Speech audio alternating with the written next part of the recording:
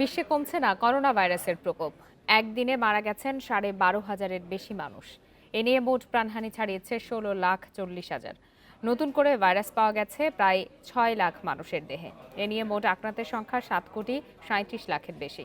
এ পর্যন্ত সুস্থ হয়েছেন 5,17,00,000-এর বেশি মানুষ। যুক্তরাষ্ট্রে মঙ্গলবার করোনায় আক্রান্ত হয়ে 2,900 জনের বেশি মৃত্যু হয়েছে। নতুন শনাক্ত হয়েছে 1.5 লাখ মানুষ। দেশটিতে মোট আক্রান্তের সংখ্যা 1,71,00,000-এর বেশি। বড়দিন উদযাপনের আনুষ্ঠানিকতায় জনসমাগম বেশি হলে দেশটিতে সংক্রমণ ও মৃত্যু আরও বাড়তে পারে বলে শঙ্কা বিশেষজ্ঞদের। লস অ্যাঞ্জেলেসে বর্তমানে 100-র কম আইসিইউ বেড খালি আছে। আগামী সোমবারের মধ্যে সেখানে কোনো আইসিইউ খালি থাকবে না বলে শঙ্কা হাসপাতাল কর্তৃপক্ষের। ফ্রান্সে গত 24 ঘন্টায় 11,000 করোনা রোগী শনাক্ত হয়েছে। সংক্রমণ কিছুটা কমায় লকডাউন তুলে রাত্রিকালীন কারফিউ জারি করেছে ফ্রান্স সরকার। তবে অন্যান্য বিধিনিষেধ জারি থাকছে 20 জানুয়ারি পর্যন্ত। নেদারল্যান্ডসে জারি হয়েছে 5 সপ্তাহের দেশব্যাপী লকডাউন। ইতালিতে দৈনিক 15,000-এর বেশি সংক্রমিত হওয়ায় ক্রিসমাসে আরও কড়াকড়ি আরোপের সিদ্ধান্ত নিয়েছে কর্তৃপক্ষ। এছাড়াও রাশিয়া 26,000, যুক্তরাজ্যে 18,000 রোগী শনাক্ত হয়েছে। জার্মানিতে 24 ঘন্টায় শনাক্ত হয়েছে 21,000 রোগী। বড়দিনের আগেই ভ্যাকসিন অনুমোদন দিতে ইউরোপীয় মেডিসিন এজেন্সিকে অনুরোধ জানিয়েছে দেশটির স্বাস্থ্যমন্ত্রী। অন্যদিকে মঙ্গলবার থেকে নতুন স্বাস্থ্যবিধির সাথে সিঙ্গাপুরে চালু হয়েছে বিজনেস ফ্লাইট। অস্ট্রেলিয়ায় টানা 2 সপ্তাহ পর একজনের দেহে করোনা শনাক্ত হয়েছে।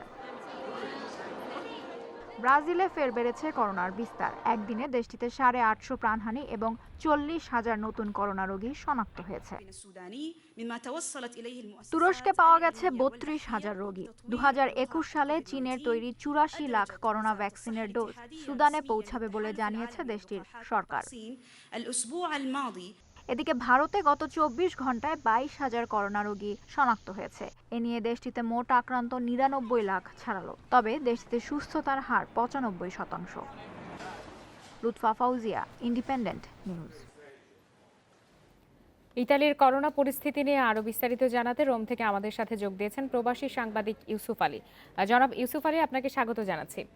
আপনার কাছে শুরুতেই জানতে চাই যে এমনিতেই ইতালিতে কিন্তু কড়াকড়ি আরোপ করা হয়েছে বিধিনিষেধের ক্ষেত্রে, এবং আমরা যতদূর জানি যে আসন্ন বড়দিনকে ঘিরে কড়াকড়ি আরো বেশি কঠোর করা হয়েছে। তো সেগুলো আসলে কি কি কড়াকড়ি আরোপ করা হয়েছে, নতুন করে কি কি আরোপ করা হয়েছে?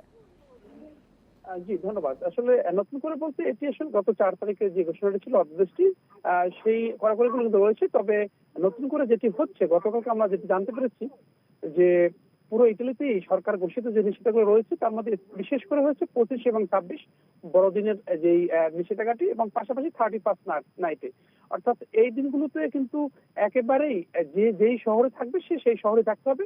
কোনো শহর থেকে কিন্তু অন্য শহরে যেতে পারবে না। এবং সেই কারফিউটি এবং নিষেধাজ্ঞা এখনো রয়েছে। সেটি হচ্ছে যে সময় সাপেক্ষ, অর্থাৎ রাত 10টা থেকে সকাল 5টা পর্যন্ত যে কারফিউটি এখন রয়েছে সেটি কিন্তু এই নাতাল অর্থাৎ বড়দিন এবং 31 কিন্তু সেটি বাড়িয়ে দেওয়া হয়েছে। সেটি সন্ধ্যা থেকেই থাকবে। এবং যেটি গতকাল জানতে পেরেছি সেটি হচ্ছে যে এক শহর থেকে অন্য শহরে যাতায়াত সম্পর্কিত যে নিষেধাজ্ঞা সরকার ঘোষিত রয়েছে সেটি অমান্য করার কারণে কিন্তু ইতিমধ্যে 6,000 নাগরিককে কিন্তু জরিমানা করা হয়েছে। বেশ ভালো একটি জরিমানা করা হয়েছে। এবং সেখানে কিন্তু তল্লাশি, অর্থাৎ সড়কগুলোতে তল্লাশি কিন্তু অব্যাহত রয়েছে। প্রায় অর্ধ মিলিয়নের বেশি নাগরিক কিন্তু ইতিমধ্যে তল্লাশি করে এই জরিমানাটি করা হয়েছে। তো সেটি একটি বেশ কড়াকড়ি, অর্থাৎ সরকার চাচ্ছে যে হারে করোনার সংক্রমিত হচ্ছে সেটিকে কমাতে কিন্তু পারছে না। দ্বিতীয় দফার যেই বিপর্যয়টি, সেটি কিন্তু স্টিল প্রায় 9 থেকে 10% হারে কিন্তু এখন পর্যন্ত সংক্রমিত হচ্ছে। এখনো 15,000, 14 থেকে 15,000 প্রতিদিনে হচ্ছে।